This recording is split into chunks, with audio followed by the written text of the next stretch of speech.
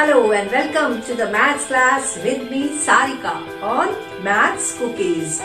A very big thank you to all of you, those who has watching Maths Cookies.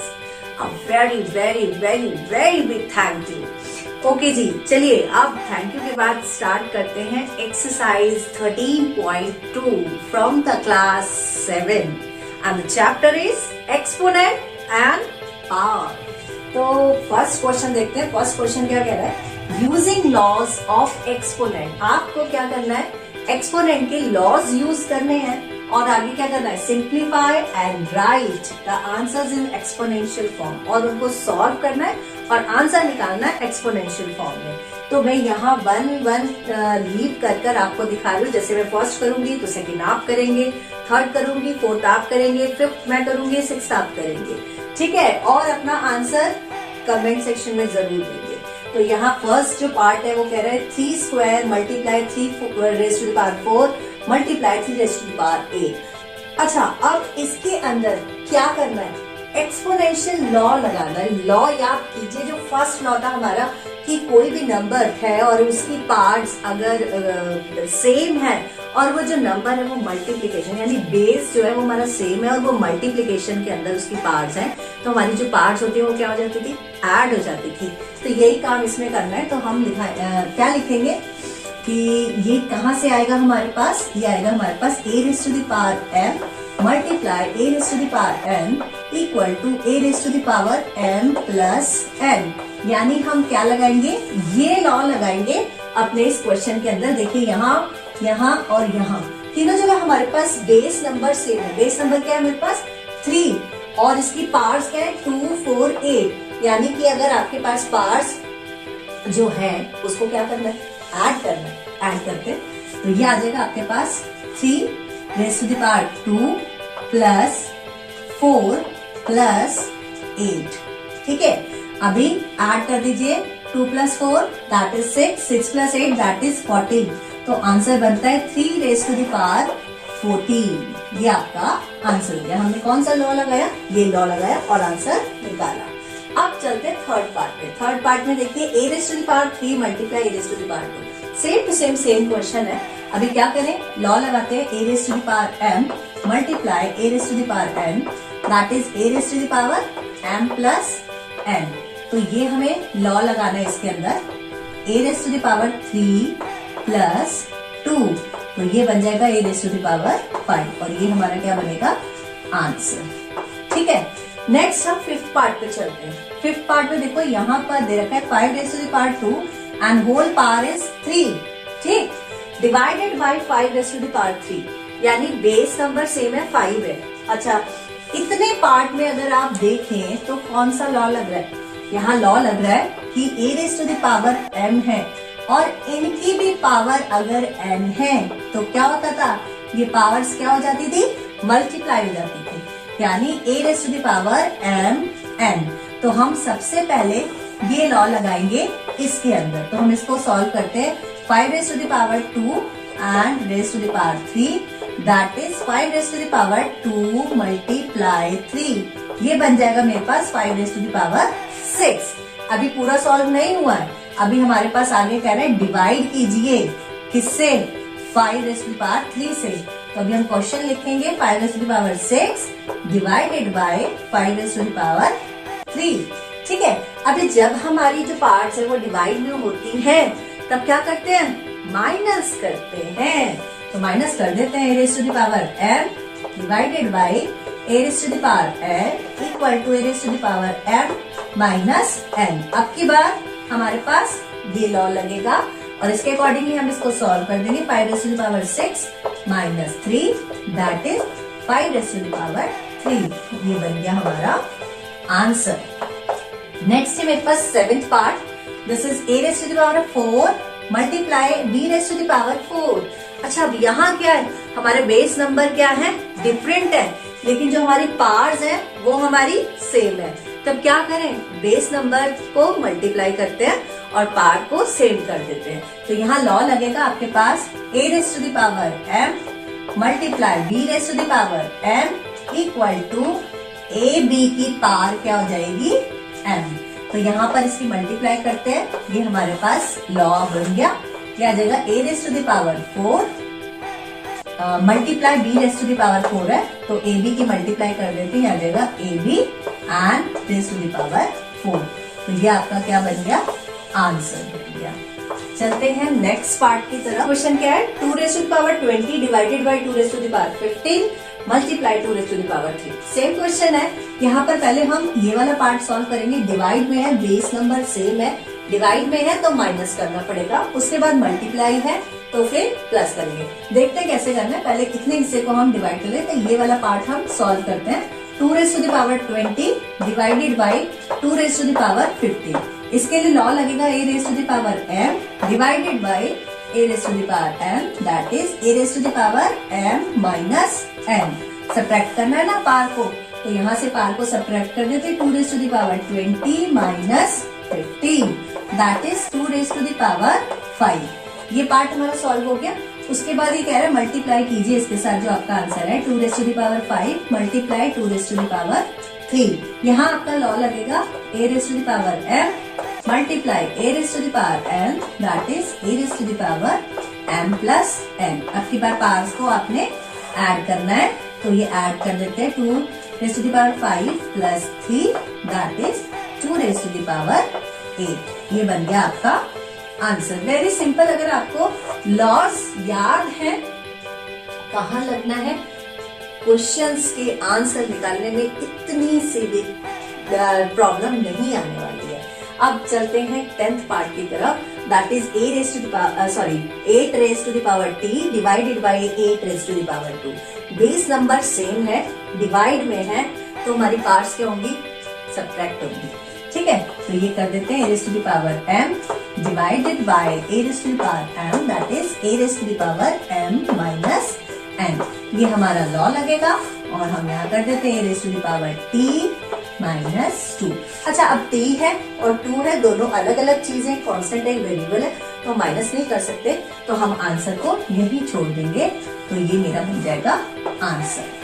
Okay, let's move on the second question. Second question क्या कह रहा है, simplify and express each of the following in the exponential form. अब थोड़ा सा जो आपका question है ना, वो थोड़ा सा चेंज हो गया। अब की बार देखो क्वेश्चन की फॉर्म क्या है, पहले हमारे पास सिर्फ इतना पार्ट था, लेकिन अब क्या ये डिवीजन में आ गया है। तो इन क्वेश्चंस को करते समय आपने थोड़ा सा ध्यान क्या रखना है कि अगर कहीं पर किसी नंबर के प्राइम फैक्टराइजेशन हो रहे हैं तो उसको जरूर करेंगे। उसका फायदा क्या मिलेगा, उसका फायदा ये मिलेगा कि हमारा कई बार बेस सेम आ जाता है, तो हम और पार्ट्स को हम लॉस के अकॉर्डिंगली सेट कर सकते हैं। तो यहाँ देखते हैं क्या करना है। तो यहाँ पर हमारे पास देखो 2 रेज़ टू द पावर 3 है, multiply 3 raise to the power 4 है, मल्टीप्लाई बाय 4। अच्छा, अब इस 4 का क्या करें, 4 को ऐसे तो नहीं कर सकते ना, पावर्स का चैप्टर चल रहा है, एक्सपोनेंट का चैप्टर चल रहा है, तो 4 के आगे फैक्टराइजेशन हो सकते हैं। हम क्या करें, 4 को हम प्राइम फैक्टराइजेशन के थ्रू इसको पार्ट्स में चेंज कर देते हैं। अब सबसे पहले 4 का कर लेते हैं। 4 के पार्ट फैक्टराइजेशन करते हैं, तो ये आपका आ गया, ये आ गया 2 से गया, ये 2 से, और यहाँ 1, यानी 2 मल्टीप्लाई 2, दैट इज, अच्छा 4 के लिए क्या आ गया, 2 रेज़ टू द पावर 2। ठीक है, ये याद रखना है कि अगर किसी नंबर के फैक्टराइजेशन हो रहे तो उसे जरूर करना है। अब नीचे देखते हैं 3 मल्टीप्लाई 32। 32 भी आगे फर्दर क्या हो सकता है, फैक्टराइज हो सकता है। तो यहाँ से 32 को देख लेते हैं, ये अगर हो रहा है तो इसको कर लेते हैं। तो ये आ गया आपके पास 32 के लिए, ये 2 से जाएगा 32, दैट इज 16, अगेन 2 से, that is 8, again 2 4, again 2 2 and again 2 1। तो यहाँ 2 की पावर कितनी आ गई, 1 2 3 4 5, यानी कि 2 जो रिपीट हो रहा है वो कितनी बार हो रहा है, 2 रेज़ टू द पावर 5। यानी 32 की जगह हम क्या लिखेंगे, 2 रेज़ टू द पावर 5, और 4 की जगह हम लिखेंगे 2 रेज़ टू द पावर 2। ठीक है, अभी इसको करते हैं। 2 raise to the power 3 multiply 3 raise to the power 4, और 4 की जगह अब की बार क्या लिखेंगे, ये लिखेंगे। ठीक है, तो 4 की जगह हमने लिखा 2 raise to the power 2 upon 3 multiply 32 की जगह क्या लिखेंगे, 2 raise to the power 5, 2 raise to the power 5, ये लिख दिया। ठीक है, अभी देखते हैं अगर बेस सेम है तो लॉस के अकॉर्डिंगली हम इसको सेट कर सकते हैं। तो यहाँ देखो ये लॉस के अकॉर्डिंगली ये आ जाएगा, ये आपका बेस सेम बन रहा है और यहाँ पर ये बेस सेम बन रहा है। तो यहाँ पे आ जाएगा 2 raise to the power 3 multiply 2 raise to the power 2 multiply 3 raise to the power 4 upon 2 raise to the power 5 multiply 3। कोई चेंज नहीं आया, मैंने सिर्फ प्लेस को इधर या उधर करा है, स्विच ओवर करा है, उससे कोई फर्क नहीं पड़ने वाला। तो अब यहाँ देखो, यहाँ पर लॉ लग रहा है आपका मल्टीप्लीकेशन वाला लॉ लग रहा है, यहाँ पर पावर्स आपकी ऐड हो सकती है। ठीक है, अभी इतना पोर्शन अगर हम देखें तो ये अब आपका डिवाइड में आ गया। ठीक है, तो ये डिवाइड आ गया, तो डिवाइड में पार्ट्स क्या होते हैं, सब्ट्रैक्ट हो सकते हैं। तो जल्दी जल्दी लगाते हैं, क्या हमारे पास लॉ लगेगा, हमारे पास लगेगा a raised to the power m multiply a raised to the power n that is a raised to the power m plus n। ठीक है, एक लॉ हमारा यहाँ लगेगा और हम उसको सॉल्व कर दिखाएंगे।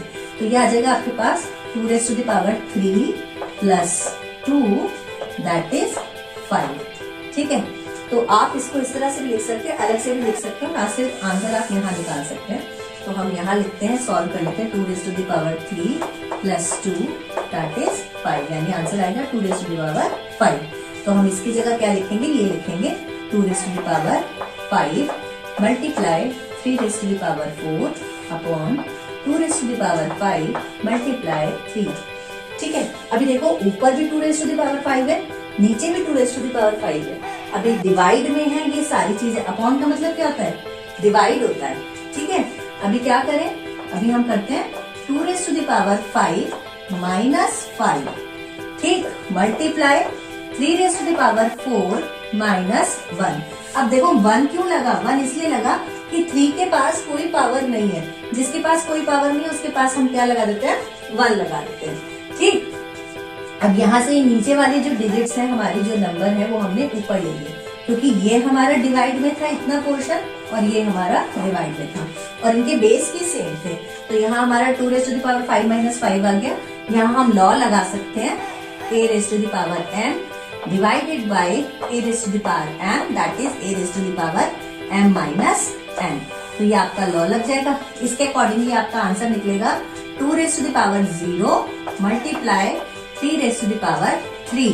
अच्छा, अब किसी भी नंबर की अगर पावर 0 है तो आंसर क्या आता है, 0 तो नहीं आता, क्या आता है, 1।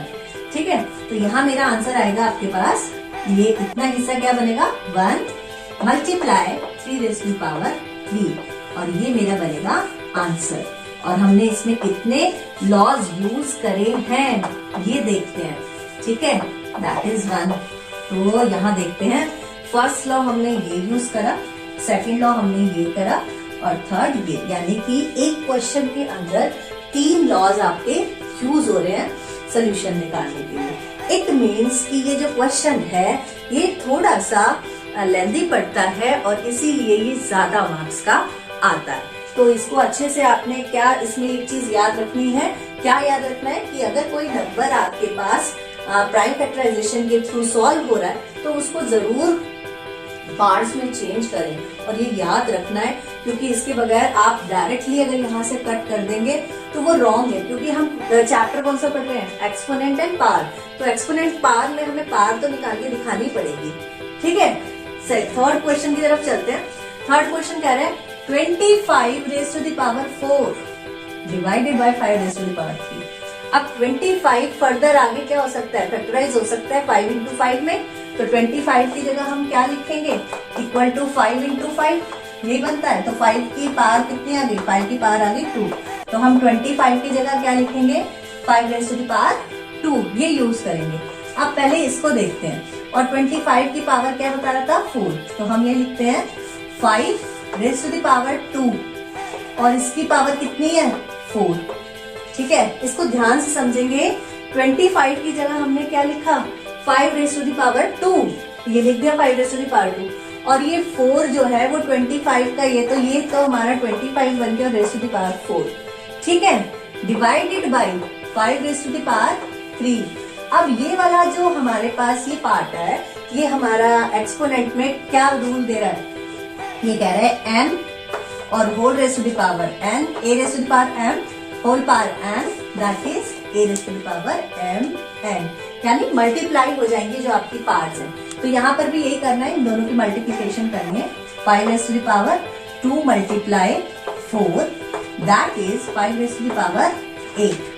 ठीक है, इसके अकॉर्डिंगली हमने इसको सॉल्व कर दिया। आगे वो डिवाइड कर रहा है, तो यहाँ से आ जाएगा 5 raised to the power 8 divided by 5 raised to the power 3, और यहाँ हमारे पास लगेगा a raised to the power n divided by a raised to the power n, और क्या करेंगे, माइनस करेंगे। तो ये हमारे पास ये आ गया लॉ। अब यहाँ माइनस कर देते हैं, 5 raised to the power 8 minus 3, that is 5 raised to the power 5, and this is the answer of part 3rd। Okay, let's come on the fourth part। fourth part क्या कह रहा है, fourth part कह रहा है 3 multiply 7 raised to the power 2 multiply 11 raised to the power 8 upon 21 multiply 11 raised to the power 3। ठीक है, फिर से एक चीज वही याद रखेंगे कि अगर किसी नंबर के प्राइम फैक्टराइजेशन हो रहे हैं तो उसे जरूर करें। कोई जरूरी नहीं है कि जब हम प्राइम फैक्टराइजेशन कर रहे हैं तो उस नंबर की रिपीटिशन हो रही हो सकता है कि वो नंबर 2 कोई भी 2 नंबर रिपीटिशन हो रहे हो, 3 नंबर्स भी हो सकते हैं, तो करें जरूर, क्योंकि इन क्वेश्चंस में हमें यही दिखाना है कि किसी नंबर को अगर हम आगे फर्दर ब्रेकअप करते हैं तो वो हमारे कितनी पार्ट्स बना रहे हैं। अब यहाँ पर देखो, यहाँ 3 है, इसको हम ब्रेक नहीं कर सकते, 7 को ब्रेक नहीं कर सकते, 11 को नहीं कर सकते, 21 हमारा ब्रेक हो सकता है। तो 21 अगर हम ब्रेक करते हैं तो वो आता है 3 मल्टीप्लाई बाय 7, या 7 3 जा 21 होता है, या 3 7 जा 21 होता है। तो यहाँ हम प्राइम फैक्टराइजेशन करके दिखा देते हैं, दैट इज 3 is 7 और 7 से गया 1 टाइम, तो ये आ जाएगा आपके पास 21 की। जब हम इसको ब्रेकअप करेंगे तो ये आ जाएगा 3 मल्टीप्लाई बाय 7। तो हम 21 की जगह क्या लिखेंगे, 3 मल्टीप्लाई बाय 7। ठीक है, अब इसको सॉल्व करते हैं। 3 multiply 7 raised to the power 2 multiply 11 raised to the power 8 upon 21 की जगह 3 multiply by 7, 3 multiply by 7 multiply by 11 raised to the power 3। अच्छा, ये पार्ट देखो, ये दोनों डिवाइड में है ना, ये अपॉन का मतलब ही क्या है, डिवाइड है। ठीक, तो ये आपका डिवाइड में आ गया, ये पार्ट भी डिवाइड में आ गया, और ये पार्ट भी डिवाइड में आ गया। तो हमारे पास यहाँ कौन सा लॉ लग रहा है, डिवाइड वाला लॉ लग रहा है। तो हम लगाएंगे a raised to the power m divided by a raised to the power n, that is a raised to the power m minus n। अब हमें यहाँ यही लगाना है।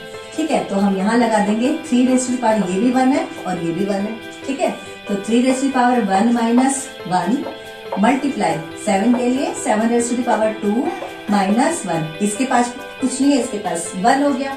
फिर multiply 11 raised to the power 8 minus 3, 8 minus 3, solve कर लेते हैं। 1 minus 1 दैट इज 0, 7 के लिए क्या आ जाएगा, 2 minus 1 दैट इज 1, एंड 11 के लिए 8 minus 3 दैट इज 5। अच्छा, अब यहाँ क्या लॉ लगेगा, यहाँ लगेगा आपके पास a raised to the power 0 होती है किसी भी नंबर की, तो हमारा आंसर आता है 1।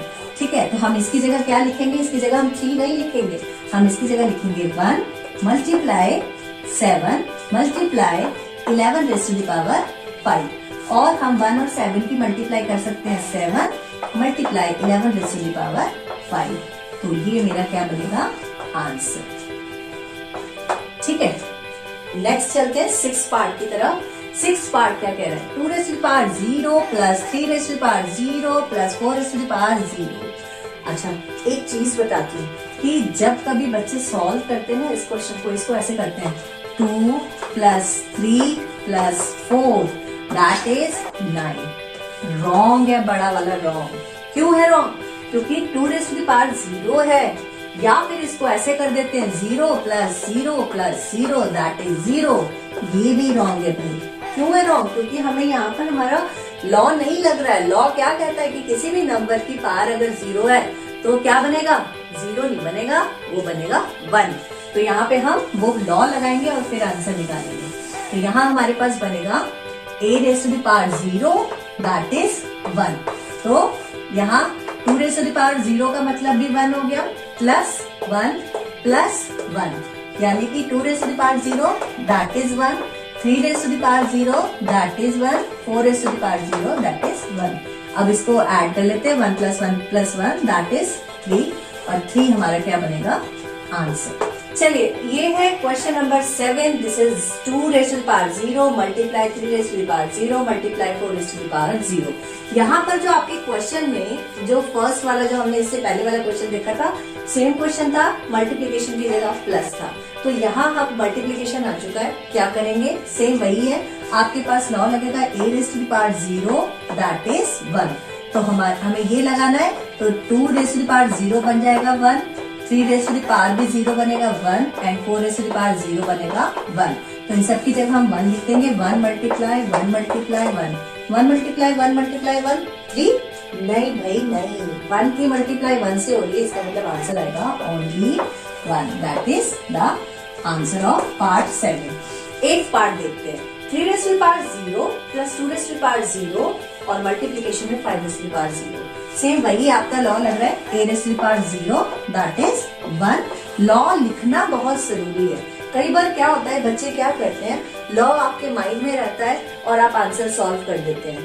तो ये बहुत अच्छी बात है कि आप माइंड में रखकर अपना काम कर रहे हैं, लेकिन जो चीज आपके माइंड में चल रही है, नंबर हमें कैसे मिलने हैं? लिखने के मिलने, रिटर्न के मिलने. तो जो चीज आपके माइंड में चल रही है उसको अपनी नोटबुक पर जरूर लिखें. क्यों? लॉज ही हमें जानने हैं कि लॉ कैसे लग रहे हैं, कौन सा लॉ लगाया है. तो यहाँ पर जो लॉ आपका क्वेश्चन के अंदर आ रहा है उसको लिखना बहुत इंपॉर्टेंट है. तो हमारा यहाँ पर आ रहा है, तो यहाँ 3 रेज़ टू द पावर 0 भी 1 बनेगा, 2 रेज़ टू द पावर 0 भी 1 बनेगा and 5 raise to the power 0 भी 1 बनेगा. तो इसके लिए हम लिख लेते हैं 1 प्लस 1 मल्टीप्लाई 1. तो पहले ब्रैकेट सॉल्व करते हैं. 1 plus 1 that is 2 and multiply 1 ये बनेगा 2 मल्टीप्लाई 1 दैट इज 2. तो ये मेरा आंसर आ गया पार्ट 8 का. 9th पार्ट पे चलते हैं. 2 raise to the power 8 multiply a raise to the power 5, 4 raise to the power 3 multiply a raise to the power 3. ठीक है, 2 ब्रेकअप नहीं हो सकता, a तो आपका वेरिएबल ही है. यहाँ 4 जो है ये ब्रेकअप हो सकता है. तो 4 को हम क्या लिख सकते हैं? 4 को हम लिख सकते हैं 2 मल्टीप्लाई 2 और 4 की पावर 2 की पावर 2. ठीक है, तो जहाँ 4 आ रहा है वहां हम 2 raise to the power 2 use करेंगे. तो यहाँ देखते हैं, इसको लिखते हैं 2 raise to the power 8 multiply a raise to the power 5 upon, अब 4 की रेज़ टू द पावर 3 है तो 4 की जगह हम लिखेंगे पहले 2 रेज़ टू द पावर 2 और इसकी भी पावर कितनी है? 3. तो हमने इसको होल पावर बना दिया 3. ठीक है, जैसे ही हमने ये लिखा यहाँ पर हमारा लॉ लग जाता है ये वाला a raise to the power m and whole power n. तो हमारी जो पावर्स होती हैं वो क्या हो जाती है? मल्टीप्लाई. ठीक है, तो हम ये यूज करेंगे और आंसर निकालेंगे. पहले इतना पार्ट सॉल्व करते हैं. ये आ जाएगा 2 raise to the power 8 multiply a raise to the power 5 upon 2 raise to the power 2 multiply 3 that is, यहाँ लिख लेते हैं 2 रेज़ टू द पावर 2 और raise to the power 3 that is 2 raise to the power 6. तो यहाँ आ जाएगा 2 raise to the power 6 multiply a raise to the power 3. अब देखो दोनों का बेस सेम हो गया है. ये डिवाइड वाला आपका आ जाएगा, यहाँ से ये डिवाइड में आ जाएगा. देखने में लेंदी है लेकिन ये सारे आपके लॉज के ऊपर डिपेंड करता है. ठीक है, तो यहाँ से हम फॉर्मूला लगा लेते हैं. a raise to the power m divided by a raise to the power m that is a raise to the power m minus n. अब ये हम लगाते जाएंगे और आंसर निकालेंगे. तो इतना पार्ट के लिए हम लिखते हैं 2 raise to the power 8 minus 6 multiply a के लिए लिखते हैं a raise to the power 5 minus 3. तो यहाँ से माइनस करके आ जाएगा 2 raise to the power 2 multiply यहाँ से आ जाएगा a raise to the power 2 और ये मेरा क्या बनेगा? Answer. Okay, this is 11th part. 11th part में देखो 4 raise to the power 5 a की पावर 8 b की power 3 4 raise to the power 5 a 5 b 2. ठीक है, ये है. अच्छा, अगर हम इसको ऐसे लिख दें a raise to the power 8 और b की पावर 3, ये क्या है? दोनों मल्टीप्लिकेशन में हो रहा है ना. अगर मैं इसको ऐसे लिख दूं 8 raise to the power 8 multiply b raise to the power 3, कोई फर्क पड़ेगा? कोई फर्क नहीं पड़ेगा. तो हम इसकी जगह क्या यूज करेंगे? हम ये चीज यूज करेंगे. क्यों? इसका क्या होगा? अगर हमने इस तरह से लिखा तो हमारी जो वेरिएबल्स हैं वो सेपरेट हो जाएंगे और हमें सॉल्व करने में क्या रहेगा? इजी रहेगा. तो यहाँ पहले इतना पार्ट सॉल्व करते हैं, ये लिखते हैं और साथ ही साथ ये देखो यहाँ पे 4 आ रहा है और 4 के लिए क्या करें? 4 के लिए भी यही यूज करेंगे कि हम इसको ब्रेकअप कर दे. 4 को हमने पहले भी लिखा था. 4 को हम क्या लिखते थे? 2 रेज़ टू द पावर 2. ठीक है, तो ये आ जाएगा 2 raised to the power 2 whole power 5 multiply a raised to the power 8 multiply b raised to the power 3 upon 2 raised to the power 2 whole power 5 multiply a raised to the power 5 multiply b raised to the power 2। अच्छा, एक चीज और, जब हम parse use कर रहे हैं, suppose अगर 2 raised to the power 2 लिख रहे हैं तो कई बार बच्चे ऐसे लिखते हैं इसको, ये रॉन्ग मेथड है आपका। जब हम पार यूज करते हैं तो पार हमें ऊपर लगाना होता है और छोटा सा लगाना होता है, ठीक है, तो ये चीज यूज नहीं करना है, हमें ये यूज करना है। अब आगे अपना जो क्वेश्चन है वो सॉल्व करते हैं। ये चीज डिवाइड में आ गई सारी चीजें, तो हम यहाँ डिवाइड वाला जो लॉ है वो यूज करेंगे। और डिवाइड वाला लॉ कहता है a raised to the power m divided by a raised to the power n that is a raised to the power m minus n। ठीक है, अब इनको सॉल्व कर लेते हैं और हमारे पास लॉ लगेगा a raised to the power m whole power n that is a raised to the power m n। तो ये कहाँ लगेगा? ये लगेगा इसके अंदर 2 raised to the power 2 whole power 5 that is 2 raised to the power 10। ठीक है, तो इसको सॉल्व कर लेते हैं। 2 raised to the power 10 multiply a raised to the power 8 multiply b raised to the power 3 upon 2 raised to the power 10 multiply a raised to the power 5 multiply b raised to the power 2। अब divide कर लेते हैं, तो ये आ जाएगा 2 raised to the power 10 minus 10 multiply a raised to the power 8 minus 5 multiply b raised to the power 3 minus 2। ठीक है, अभी 10 minus 10 that is 0 multiply a raised to the power, ये माइनस करके 3 आ गया और यहाँ b की पावर 1 आ गई। ठीक है, अभी 2 raised to the power 0 ये आ गया आपके पास 0 दैट इज 1 बनेगा। तो 2 raised to the power 0 क्या होता है? 1 होता है। तो हम इसकी जगह क्या लिखेंगे? 1 multiply a raised to the power 3 multiply b। आप यहीं तक भी लिख सकते हैं या फिर आप इसको इस तरह से भी लिख सकते हैं, a raised to the power 3 multiply b, ये आपका बनेगा आंसर।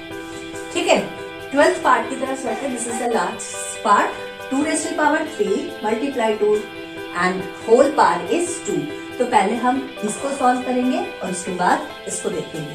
तो अंदर पहले सॉल्व, ये मल्टीप्लाई है, ये 1 है यहाँ पर, तो यहाँ क्या है? मल्टीप्लाई है, तो पावर्स ऐड हो जाएंगी। हमारे पास बनेगा a raised to the power m multiply a raised to the power n that is a raised to the power m plus n। ये किसके लिए हमें यूज करना है? इतने पार्ट के लिए, ब्रैकेट के लिए। 2 raised to the power 3 multiply 2 raised to the power 1 के लिए ये आ जाएगा 2 raised to the power 3 plus 1 that is 2 raised to the power 4। ठीक है, अभी इसकी भी पावर क्या दे रखी है? 2 दे रखी है, तो हम लिखेंगे 2 raised to the power 4 and whole power is 2। तो ये बनेगा आपके पास, लॉ लगेगा होल पावर वाला जहां पर आपकी पावर्स क्या हो रही है? मल्टीप्लाई हो रही है। ठीक है, तो अभी पावर्स को मल्टीप्लाई कर देते हैं। 4 2 जा 8 और ये बन गया आपका answer. This is the 12th part of question 2।